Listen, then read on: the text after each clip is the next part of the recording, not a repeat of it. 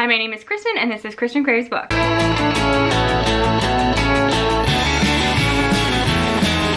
So in my last video, I talked about my most anticipated romance releases for 2023 and I'm so excited for all of those. And now I want to talk about the YA books that I can't wait to read that come out next year. And there are 11 on this list because I remembered one last minute. I tried to knock it down to 10, but I just couldn't remove any of them. So I'm going to share them all with you. And I hope I can come back a year from now having read and loved all of these. These are the YA releases that I'm going to prioritize next year and really make room for. And again, I know all these come out next year. They all have covers, but I'm not going to tell you the dates because those can change so easily. And you'll hear me talk about these again with more concrete dates as the months go by because I do monthly release videos. So if you're interested in those, please subscribe. I would love to have you here. There's something about researching new releases that brings me so much joy. I've been doing this on my blog since 2017 and I just love it. And I do tend to read a lot of the books I talk about. I calculated this yesterday and I've read 80 2022 releases this year. And I want to do some kind of video with those. If you are interested in like a tier ranking video, let me know down below. I'd be happy to do that. But now let's talk about the 11 2023 YA releases I cannot wait to read. And a lot of these are fantasy. So this first one has a really epic cover. And this is 7 Faceless Saints by M.K. Lobb. And this is set in a world that is very corrupt.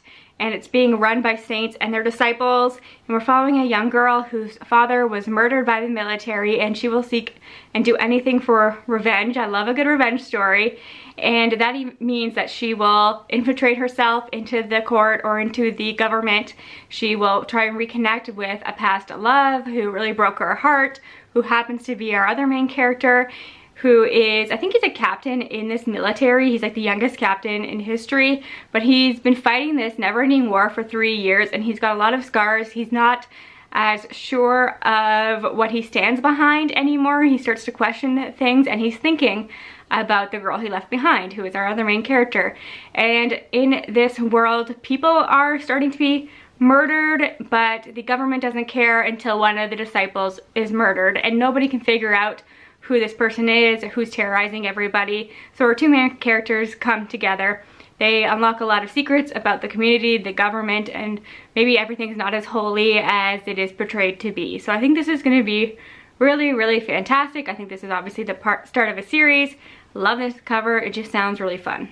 I'm always on the hunt for a good siren story, and I think this one might be one that I really like, and this is Sing Me to Sleep by Gabby Burton. And it says, in this dark and seductive YA fantasy debut, a siren must choose between protecting her family and following her heart in a prejudiced kingdom where her existence is illegal. So our main character is actually a soldier in the army, but she has to hide the fact that she is a siren from everybody because sirens are illegal in this world. She's also hiding from her family the fact that she can't control the siren side of her as much as they think that she can, or that she leads them to believe. So she's got a lot of secrets going on in here, and she's also at night. She works with a dangerous group of mercenaries and she's like an assassin. So we got a lot of facets of her life here, and it's just a story of her, and I'm not really sure where it goes from there. She's like the top trainee in her class, and then a mysterious blackmailer threatens her sister and she takes a dangerous job that will help her investigate. She becomes the personal bodyguard to the crown prince. I knew that. That's exciting. So I'm guessing this has got that like bodyguard romance trope that a lot of us like. She's a siren, which is fun, and I think this is going to be really good, and I do love a good YA debut. This next one also has a really great cover. These all do. This is Delicious Monsters by Lizelle Stanbury, who lives around me, and I think this book is set kind of locally to me, which is awesome and kind of spooky because it is a haunted house story. So we're following a young girl who can see ghosts, and she lives in Toronto, and of course that is a big city. There are ghosts everywhere that haunt her. So her mother takes her to somewhere more northern, closer to where I live, and it's like a creepy haunted house, but she thinks, okay, I can get away from all the ghosts, but then she's of course being haunted there as well, and something happens to her we don't know yet. And then we do a time jump 10 years later. We're following a different character whose mother is telling a story of what happened in that house earlier, but the daughter knows that her mother's lying, that her mother has secrets, and the daughter has like a I think it's like a podcast or something on the web. What is it? What does she have? It's called Haunted. It's a web series. And she wants to expose her mother's story and tell the story of what happened to that girl 10 years earlier. So I think this could be spooky. I love a good haunted house story, like a good dual timeline, secrets, family drama. It's got everything. I'm hopeful about this one. Much like with sirens, I'm also always looking for good pirate stories, and they're hard to find. I've read siren and pirate novels and I'm often disappointed by them, but this is a pirate story that I have a good feeling about, and it's The Wicked Bargain by Gabe Colt Navoya. And this is, I'm going to read you the synopsis because I think it does a good job. It says, Mara is a trans-masculine, non-binary teen pirate hiding a magical ability to manipulate fire and ice. But their magic isn't enough to reverse a wicked bargain made by their father, and now El Diablo has come to collect his payments, the soul of Mara's father and the entire crew of their ship. So I think we're following our main character Mara as they try and save their father and the crew and use their powers and embrace their magic and their powers. And I love that they can manipulate fire and ice. I think this is going to be pretty epic. I love books set at the sea, and again, another great cover. Really hopeful about that one.